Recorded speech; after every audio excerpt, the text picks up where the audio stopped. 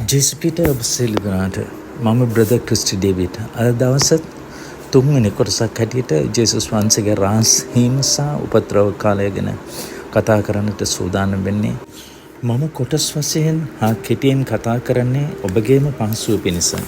ජේසුස් වහන්සේගේ රහස් හීමේදී උන්වහන්සේ සමග යාමට ඔබ සූදානම් සහිතව ආශාවක් බලාපොරොත්තුවක් ඇතුව සිටිය යුතුයි.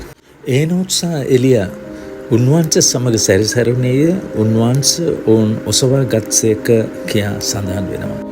නොවා උන්වහන්සේට කීකරුව උන්වහන්සේ සමග සැරිසරුණා. ජලගල්මේදී උන්වහන්සේ ඔහු ආරක්ෂා කළා කියා සඳහන් වෙනවා.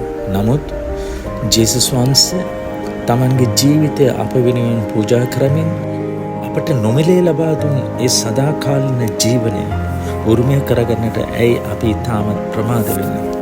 ඒ සුදුසුකම ලබා ගන්නට ඉතාම සුළු දෙයක් කරන්නට තියෙන්නේ. රෝම 10:9 සිට 10 දක්වා කියවනවා. කුමක් හේන්ද ජේසුස් වහන්සේ ස්වාමීන් වහන්සේ කියා නුඹේ මුඛයෙන් ප්‍රකාශ කරන්නේ නම් දෙවියන් වහන්සේ විසින් උන්වහන්සේව මලවුන්ගෙන් නැගිට වූ බව සිතින් අදහන්නේ නම් නුඹ ගලවන ලබන්නේය මක් නිසාද? මනුෂ්‍යයා ධර්මිෂ්ඨකම පිණිස සිතින් අදහන්නේය, ගැලවීම පිණිස මුඛයෙන් කියා දෙන්නේය කියා සඳහන් වෙනවා. ඔබ අවංක හැදෙයිල්ල මේ ප්‍රකාශනය කරන විට ඔබට උන්වහන්සේගේම දරුකම ලැබෙනවා. ඒ වගේම අපේ ජීවිතය මුළුමනින්ම වෙනස් වෙන්නට පටන් ගන්නවා. ජේසුස් වහන්සේගේ රහසීමේදී උන්වහන්සේ සමග යාමට අවශ්‍ය සුදුසුකම් 7ක් තිබෙනවා. ඒ 7ක් ගැන මම ඊළඟ මැසේජ් එක විස්තර කරන්න.